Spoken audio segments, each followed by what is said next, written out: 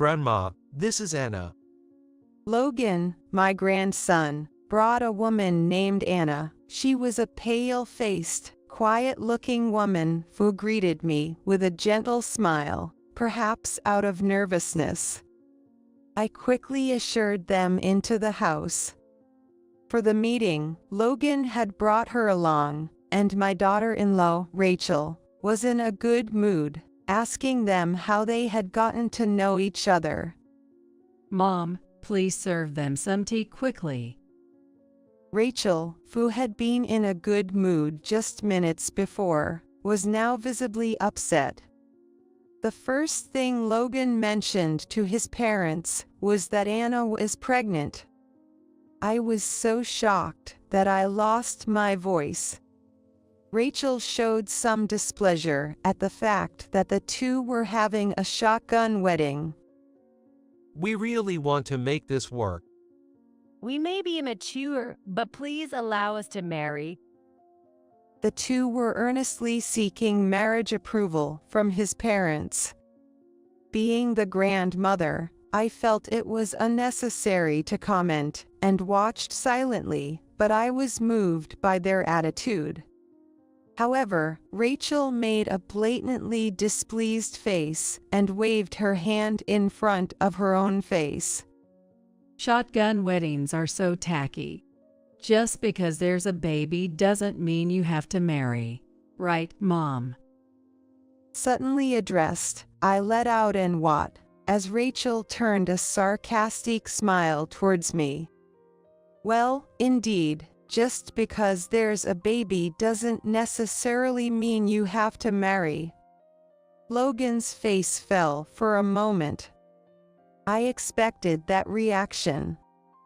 But you two are trying to move forward because of the baby. After all, it's something Logan and Anna decided together. It's not something anyone else can oppose. Rachel, shouldn't we be supporting Logan and Anna? Rachel drained her coffee mug in one gulp. Mom, please prepare some more coffee. She handed me the cup, crossed her arms, and sighed. Well, opposing it is probably pointless anyway. So when exactly are you planning the wedding? Oh, we want to do it soon, considering Anna's condition. I see. So for us, it's like finally taking a break from parenting. Rachel said this thoughtfully, then turned to face me in the kitchen. We're going to be living with family from now on, so can our unwanted housekeeper please leave? Excuse me.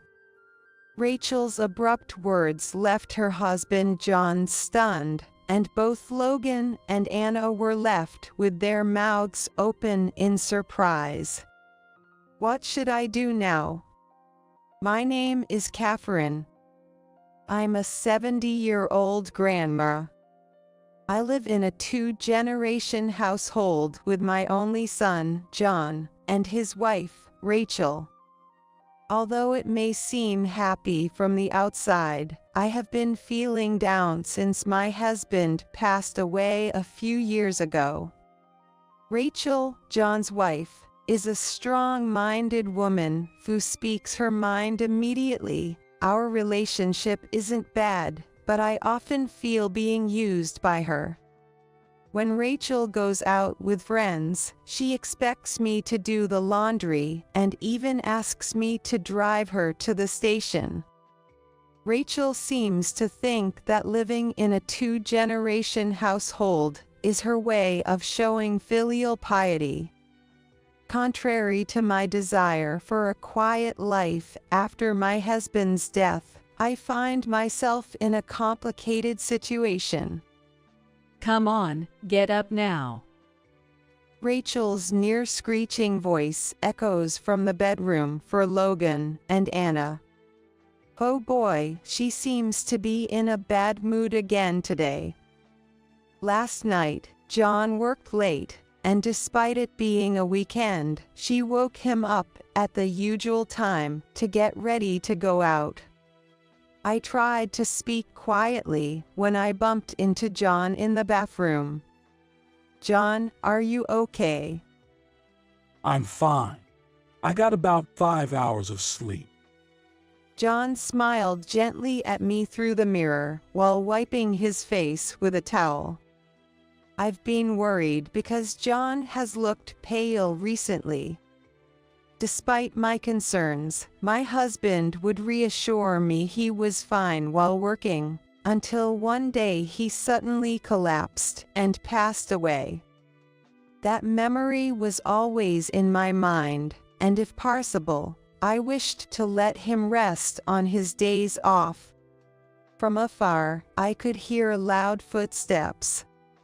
When Rachel appeared in the bathroom, she frowned and made a clearly displeased expression. How long are you washing your face? Hurry up, I'll be late for my meeting with my friends. Sorry. I'll change right away. John, being timid, quickly left the scene to change his clothes. Meanwhile, Rachel turned her gaze to me and handed over a note she was holding. Mom, this is the shopping list for today. Okay, got it. Have fun with your friends. The weather seems nice today. Please open the window down and vacuum. Rachel left without waiting for my reply. After watching her brazen departure, I let out a heavy sigh. Even when my husband was alive, Rachel had always been a woman who spoke her mind to us. At the beginning of our living together, I had told her, "Don't be shy," but as time went on, her aggressive nature became more apparent.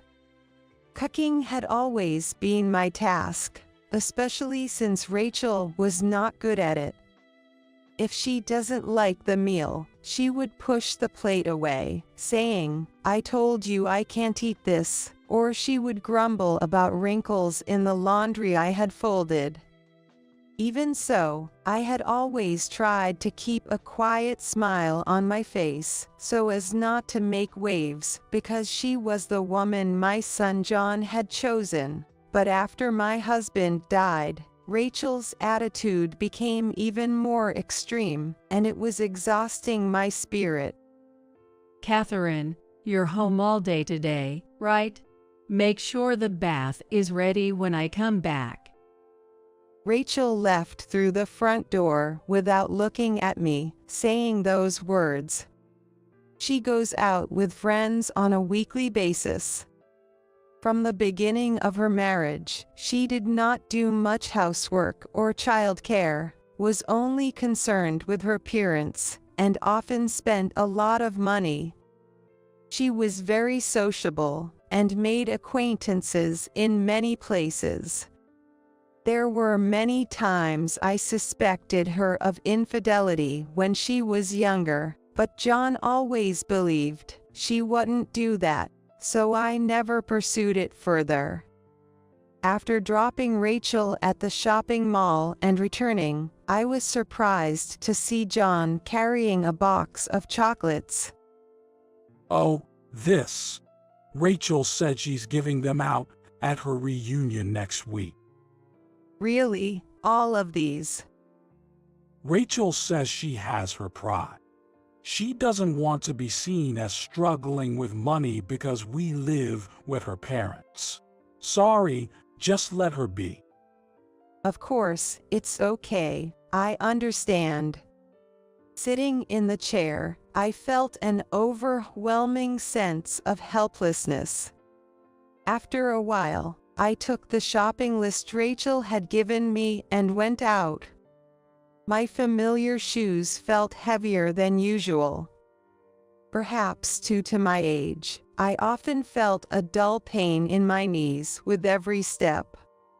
Yet, imagining Rachel's likely snide remarks about wasting gas, I gently stroked my knees, urging my heavy feet to persevere. Returning home with shopping bags in both hands, sweat beading on my forehead, I set down the packages in the entrance and stretched my bent back. Then, Logan appeared. Ah, Grandma, welcome back. I thought you weren't here, so you were shopping. Logan looked at the bags I brought back, pursing his lips slightly. Since Logan, the only son of John and Rachel, started working last spring, we had seen less of each other. Though we lived together, he was probably busy with work, not returning until late at night and leaving early in the morning. Moreover, he would dress up and go out on weekends. It was rare for Logan to be home during the day on a weekend. Before I could take off my shoes, Logan had taken the shopping bags to the kitchen and began putting things away quickly. Glancing sideways, I sensed a joyful atmosphere in Logan's expression. Did something good happen? Logan smiled as he carefully placed eggs from the pack into the fridge. Actually, then someone I want to introduce. I'm thinking of bringing her home next week. As I processed his words, I listened intently, realizing my grandson had reached such an age. Someone you want to introduce, could it be, maybe? Maybe, Grandma. There's also something I've been thinking about a lot. Something you've been thinking about? Yes, I can't talk about it now, but I'll surely tell you someday. For now, would you meet the person I want to introduce? Excited, Logan made me smile unwittingly. I was curious about what he had been thinking about, but more than that, I was interested in what kind of woman he would bring home. We had lived together since he was little, but Logan had never brought home a girlfriend before. Maybe his absence from home since starting his job was because he was dating, I concluded to myself. For the first time in a while, I forgot the usual unpleasantness and started cleaning while humming lightly. Of course, I had informed Rachel and John about this, but John only muttered about marriage, and Rachel seemed uninterested. On their next day off, Logan brought home the woman he wanted to introduce. Rachel had asked me to clean up in front of the house, and while I was watering, an unfamiliar car pulled up, which made me a bit wary, but then I relaxed seeing my grandson waving with a smile from the driver's seat. The car was a rental. Perhaps he had gone to pick her up in a rental car, which made me internally smile, thinking Logan must be quite smitten. Grandma, this is Anna. Seeing the happy face of my grandson introducing the woman beside him, I couldn't help but smile. Anna, Logan brought with him, was a pale-faced, mature-looking woman who smiled quietly and greeted me in a small voice, perhaps nervous. I quickly ushered them into the house. For the introduction, Logan had brought her, and Rachel seemed in a good mood, asking the two how they had become acquainted. At the table set for 4, Rachel and John sat facing Logan and Anna, while I was in the kitchen preparing tea for everyone. Catherine, please serve them tea quickly. Rachel's mood had turned sour just minutes after being in a good mood. Because Logan had first told his parents that Anna was pregnant. I was so surprised that I was speechless. The pleasant atmosphere from minutes ago froze in an instant, with Logan showing a seriousness I seldom saw in him. Rachel showed some displeasure at the fact they were having a shotgun wedding. We really want to make this work. We may be immature, but please allow us to marry. The two earnestly sought parental approval for their marriage. As a grandmother, I felt it was unnecessary to say anything and watched silently, but I was moved by their positive attitude. Watching Logan pleaded earnestly in front of his parents, I felt tears forming. Of course, we support your marriage. It's better to marry soon for the baby's sake and have a peaceful mind. Thank you, Dad. Logan said with a smile, looking at Anna. Rachel made a blatantly disgusted face, waving her hand in front of her face. Shotgun weddings are so tacky. Can you explain how this happened, Anna? Anna was taken aback by the unexpected question. Well, She mumbled, looking down at the table. Logan quickly put his hand on her shoulder. Times have changed, and this kind of marriage isn't unusual anymore. Besides, we have our farts and are determined to do our best. Logan, you proposed marriage in a hurry after hearing about the baby, didn't you? Was it a well-considered decision? It was a serious relationship considering marriage, just that we hadn't found the right time, and the baby provided a good opportunity for us. Just because there's a baby doesn't mean you have to marry, right, Catherine? Suddenly addressed, I let out an what, as Rachel directed a sarcastic smile at me. I remembered a recent TV feature about single mothers we watched as a family. Indeed, having a baby doesn't necessarily equate to marriage, but I felt that wasn't the point here. Yes, indeed, just because there's a baby doesn't automatically mean marriage. Logan's face fell for a moment. I had anticipated that reaction. So, I organized my thoughts before speaking, something I later wanted to boast to Logan about. But, you two are choosing to move forward because of the baby. Regardless, it's a decision made by Logan and Anna together. It's not something anyone else can oppose. Rachel, shouldn't we just support Logan and his decisions? Everyone present might have thought it was just a careless statement from an old woman, but Rachel just drank her coffee in one gulp. Catherine, please prepare more coffee. After passing the cup, she crossed her arms and sighed. Well, opposing it would be pointless, I guess. So when exactly do you plan to get married? Oh, we want to do it soon, considering Anna's health. I see. So for us, it's like finally stepping back from parenting. Rachel said this thoughtfully, then turned to face me in the kitchen. We're going to live with family from now on. So can our unwanted housekeeper please leave? Excuse me. Now that my son is getting married, we want to live with just our close family. I was taken aback by Rachel's sudden words, and both Logan and Anna were left with their mouths open in surprise.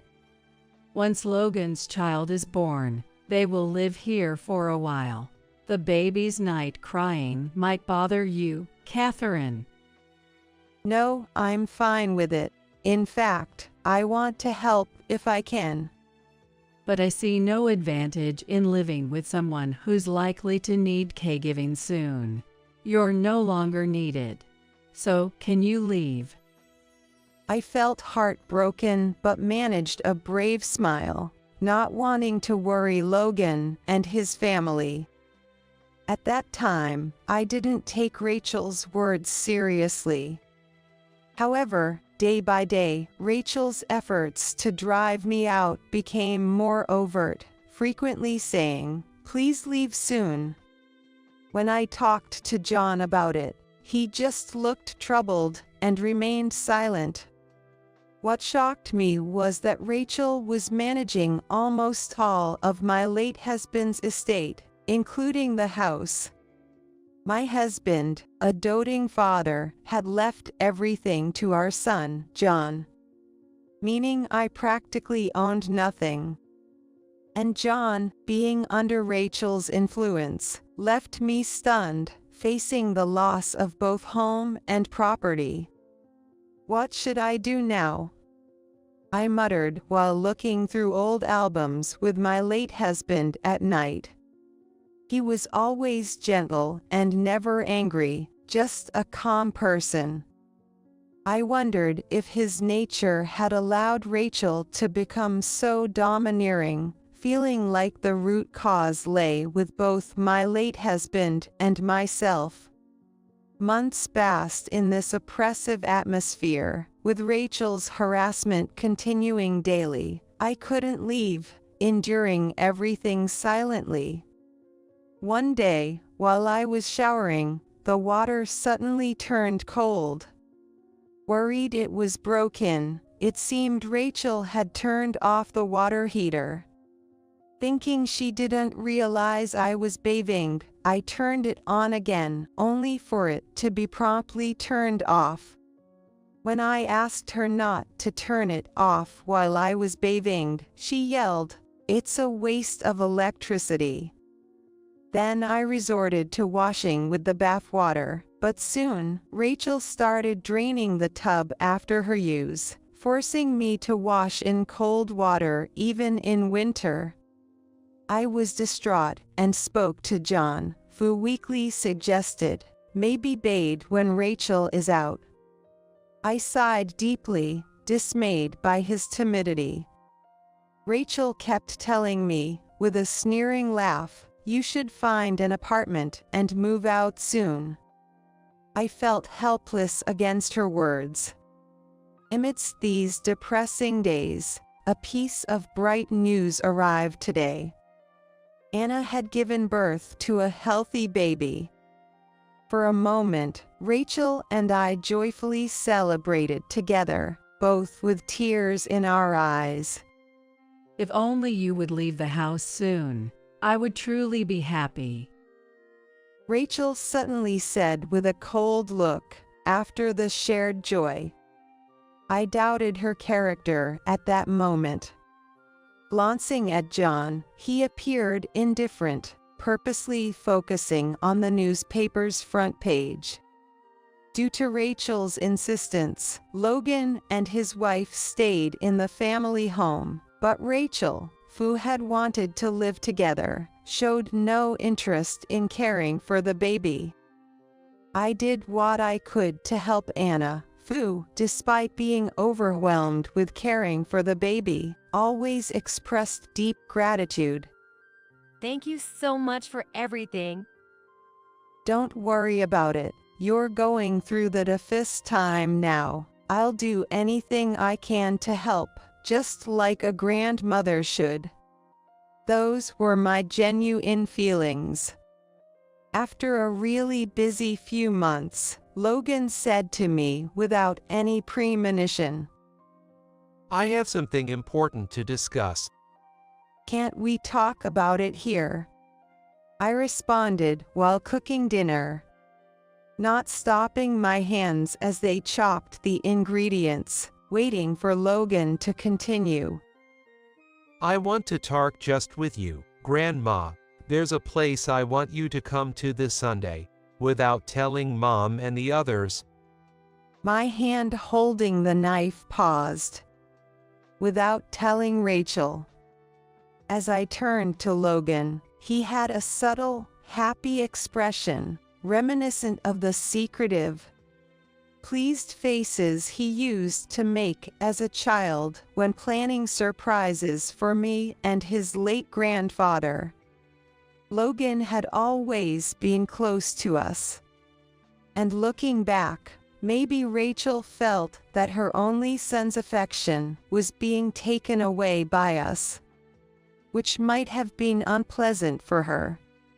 Perhaps Logan realized that being with Rachel meant I was too intimidated to speak, and he understood that. I felt touched by his kindness, and my affection for my gentle grandson and his wife grew even more. Next Sunday, Logan, Anna, and the baby took me to a newly built condominium complex, a short 10-minute walk from our house. As we walked, Logan shared that he had purchased the condo before the baby was born, encouraged to live with his family. I was astounded by his decisiveness in buying it without consulting Rachel and the others. Sorry to make you walk, Grandma. I need to keep my legs strong. Besides, this distance is nothing for me, I replied, patting my thin legs, though I felt pain in my knees even after just a short walk, deciding not to mention it. In a room of a brand new condo, there is a simple piece of furniture and cardboard boxes in the corner of the room. It seems to be the belongings of Anna, who used to live alone. Logan made coffee in the kitchen as if he was accustomed to the place. While Anna put the baby to sleep in another room, Logan, with a solemn look, started, "You know." I felt the ticking of the clock on the wall resonate unusually loud. Won't you live with us? His sudden proposal startled me. I almost dropped the mug I was holding. Logan looked at me earnestly. Thinking it was a joke, I smiled weakly, but Logan's gaze drifted off distantly. I've always hated the way Mom had been treating you since I was a child. Well, your mother is a bit strong-willed. But you're always told to leave the house, and Dad never stands up to her. I can't bear to see you treated so poorly by Mom anymore. I thought you were going to say something else, but that's not necessary. Do you remember when I first said I wanted to introduce Anna? I mentioned something I had been thinking about. I recalled him saying something like that. It was a while ago, but it left a strong impression on my memory because of the way Logan said it, with the implication that he was determined to do something upon his marriage. I've been loved and cherished by you and Grandpa since I was little, and I loved you both so much. But I always felt Mom was very rude to you too, and I've wanted to help you ever since I became an adult. Logan, did you really think that way? Leaning forward with resolve, Logan looked intently into my eyes. Let's live together. There's no need for you to suffer alone in that house. Speechless, Anna quietly returned from the other room and sat next to Logan. She had been listening from the next room and looked at me solemnly, understanding the conversation. Logan has shared this with me. If you're okay with it, could you live with us? What a kind offer. I'm truly touched, but I don't want to intrude on the life of a newlywed couple like you.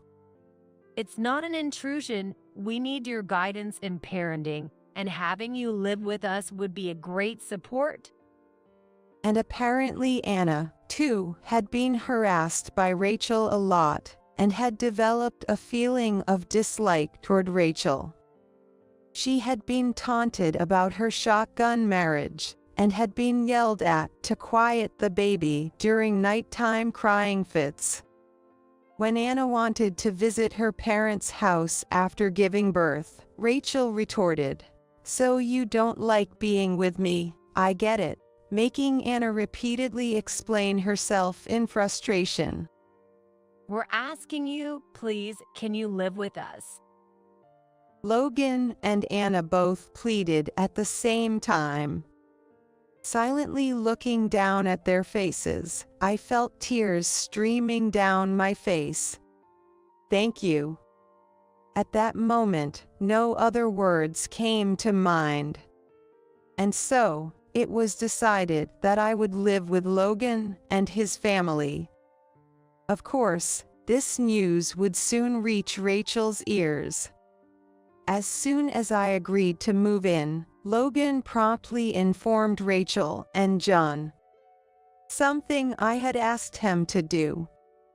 I was certain Rachel would strongly oppose it.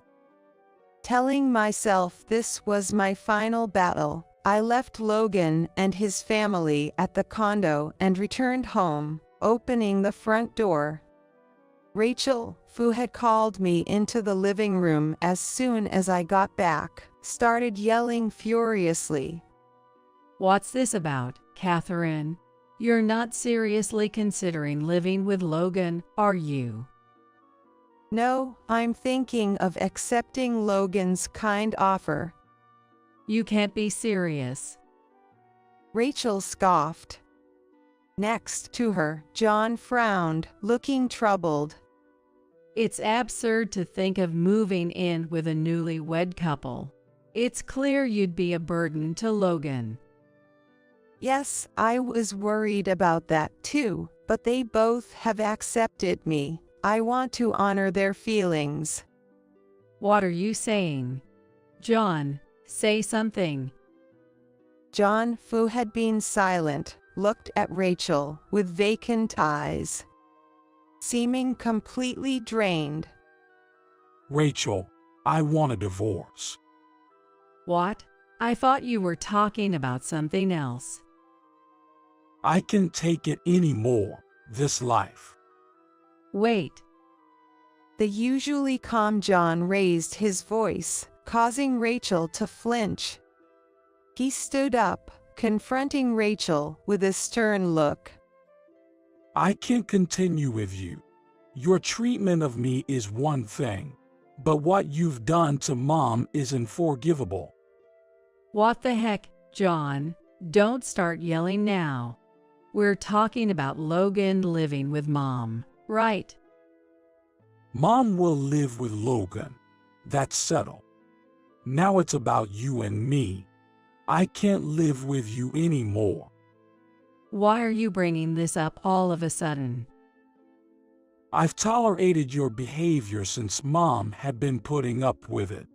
But if she's moving out to live with Logan, it changes things. It's our issue now. I've wanted to divorce you for a long time, with all your suspicious behavior and alleged affairs since we were young. I didn't do such things. Rachel, unusually unsettled, darted her eyes around. John had always been gentle, but as a child, he was untamable when angered. Rachel probably had never seen John angry. He tended to prepare meticulously to confront someone when angry. John carelessly pulled a large brown envelope from his work bag and spread it on the table. It was an infidelity investigation report from years ago, clearly proving Rachel's affairs without even needing to read the details. Rachel sat down, dumbstruck. John said nothing more and walked to his room. I noticed the living room curtains fluttering. The window was open, and I felt a soft breeze. I wondered if our embarrassing conversation had been overheard by the neighbors, and held my temple. Rachel, I can't say much about you and John, but you two need to have a serious talk. Rachel remained silent, just sitting there. After refusing to divorce, Rachel took it to court, but the infidelity investigation was the final blow, and the divorce was finalized. I heard through the grapevine that Rachel remained aggressive after the divorce, gradually pushing people away and leading a lonely life. By the time the divorce was finalized, I had already been living with Logan and his family for 6 months, helping with the great-grandchild's care and feeling happy every day. Then one day, Grandma, Dad is here. returning from a walk with the great-grandchild, I found John sitting solemnly in the living room. It had been half a year since I had seen my son, and he looked somewhat healthier. After putting the great-grandchild to bed, I smiled at John. "Getting more sleep now that you're divorced?" Thanks to you, I can sleep for 8 hours. John said this with a brightness I hadn't seen before. I remembered my son always had this innocent smile, even if he had aged and grown a beard, reminding me of his younger days and making me chuckle. "So, what brings you here today? You're not going to say you want to live with us, are you?" Well, that's actually why I came. Of course, I'll contribute to the new home expenses. That's only right. You've learned to manage your finances properly after the divorce. I've already discussed it with Logan and Anna. I plan to buy this apartment with the inheritance left by our late father in a way that they agree with. Now, I can take care of you, Mom. John was never weak, just timid by nature. His decision after the divorce was a result of careful consideration about his future. Looking at my son, grandson, Anna, and great-grandchild in turn, I closed my eyes. I saw my late husband's image in the back of my eyes, smiling gently as if to say, "Isn't that nice?" What's nice about it? I went through so much trouble. If you had lived longer, I might have been happier. But then I reconsidered. My current happiness was thanks to Logan and Anna, who had wished for it. My gratitude for these two was beyond words. Suddenly, the great-grandchild started crying loudly, and I quickly went to the crib, lifting the child into my arms. After a few gentle rocks, the great-grandchild settled comfortably and fell asleep in my arms.